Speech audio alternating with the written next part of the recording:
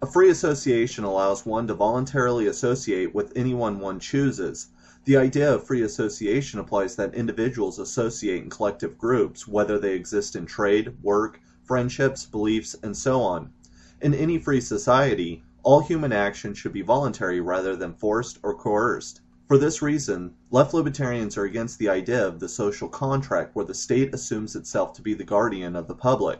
Bakunin laments at the concept that one could possibly consent to this agreement when he says, "A tacit contract, that is to say, a wordless and consequently a thoughtless, will-less contract, a revolting nonsense, an absurd fiction, and what is more, a wicked fiction, an unworthy hoax, for it assumes that while I was in a state of not being able to will, to think, to speak, I bound myself and all my descendants, only by virtue of having let myself be victimized without raising any protest, into perpetual slavery. A social contract is antithetical to freedom since one neither volunteers nor freely associates within a given territory. Voluntarism, on the other hand, implies promising, and promising implies that individuals are capable of independent judgment and rational deliberation. In addition, it presupposes that they can evaluate and change their actions and relationships. So it is only in free association, created by free agreement, can individuals develop, grow, and express their liberty. However, not all free associations are the same. While some people pretend they are not. Peter Kropotkin makes a distinction between two types of associations when he says, "There is a free one which is entered upon humanity by free consent as a free choice between different courses equally open to each of the agreeing parties. And there is an enforced agreement imposed by one party upon the other, and accepted by the latter from sheer necessity. In fact, it is no agreement at all. It is a mere submission to necessity." Unhappily, the great bulk of what are now described as agreements belong to the latter category.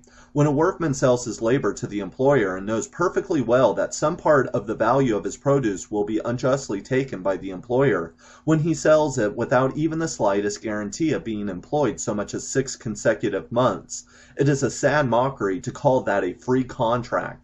Clearly, voluntary entry is a necessary but not sufficient condition to defend an individual's liberty. This is to be expected as it ignores or takes for granted the social conditions in which agreements are made and, moreover, ignores the social relationships created by them. Context must always be accounted for when we speak of human action.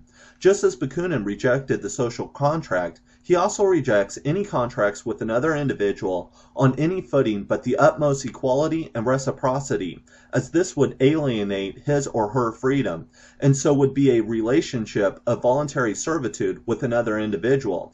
Anyone making such a contract in a free society would be devoid of any sense of personal dignity. Only self-managed associations can create relationships of equality rather than the subordination between its members. This is why Libertarian Socialists believe in participatory democracy, for it is autonomy and democracy which we identify with freedom, and we assess freedom as the highest human objective. Any association that is not free is based on force or coercion. All this brings up another subject.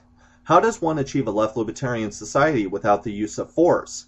Libertarian socialists are frequently accused of wanting to use violence to bring about their society. This is absolutely false. Anarchists do not support the idea of the dictatorship of the proletariat because it uses violent coercive means to achieving its end. Furthermore, the dictatorship of the proletariat runs right over anarchist ideals such as reducing the power of the state, free association, voluntarism, individual autonomy, self-organization, and so forth. When you centralize power, that power system becomes vulnerable to attack by outside forces. Syndicalism is akin to guerrilla warfare since it decentralizes its base. We can also ask, how does a free society develop in the context of a dictatorship, whether it is the dictatorship of one person or the proletariat? The dictatorship of the proletariat, as far as I know, has been tried with no success and so far has only led to totalitarian states. Whenever the subject of a means to an end is undertaken within socialist circles, the first question is whether to attack the state or capitalism. Most libertarian socialists choose capitalism because they believe that states are the product of the ownership class and wish to attack the source rather than its product. For those of you not familiar with Anarcho-Syndicalism, let me give you a brief overview. In a nutshell, anarchists organize unions in their workplace and then network them throughout a geographic area to form a federation. Once this is done, they go on strike to effectively run the companies out of business.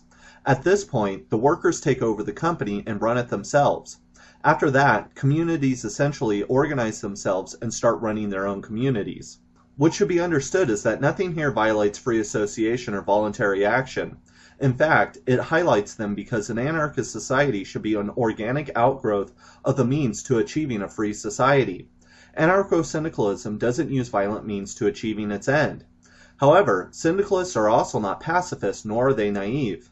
If violence is used by business owners or the state, that violence can be returned.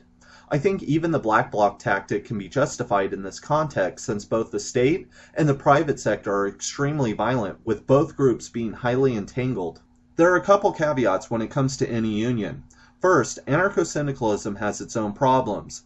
Unions tend to be reformist in nature. In fact, during the Spanish Civil War, the CNT was doing exactly this. It really took the entry of the FAI to pressure them into anarchist ends. Also, anarcho-syndicalism is just one strategy, and I don't think that it alone can produce a libertarian socialist society. Many of us, including myself, are not in a union. Therefore, things like protest, dual power, direct action, distribution of information, community self-management, alternative banking systems, and so on should all be utilized. All these strategies allow people to come together to discuss, educate, and organize. All this is self-empowering, allowing networks of people to freely create tactics to respond to powerful interests. This is especially true of syndicalism, where workers can inform each other of the ends they wish to achieve, plan actions they desire, and practice self-management techniques. All this allows the idea of liberty to flourish, plus it begins the transformation of society itself. As the Syndicalist Union, the IWW, says in its preamble, "It is the historic mission of the working class to do away with capitalism.